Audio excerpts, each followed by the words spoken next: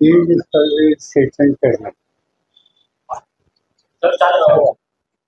बारामतीच्या निवडणुकीनंतर अजित पवार आजारी आज सांगताय ते बाहेर पडत नाहीये. मोदींची सभा रोड होतोय, इकडेही ते जात नाहीये.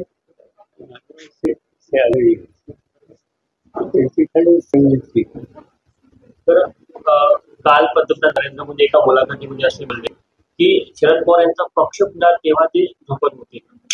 शरद पवार यांचा जेव्हा पक्ष फुटत होता तेव्हा ते झोपत होते का, असं नरेंद्र मोदींनी चिंता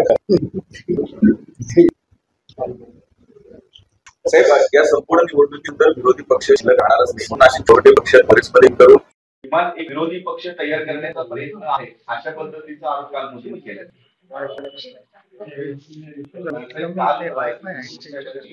लोकसभेनंतर विरोधी पक्ष राहणार नाही, त्यामुळे छोटे छोटे पक्ष किमान पक्ष तयार करण्याचा प्लॅन आहे अशी पद्धतीचा आरोप केला.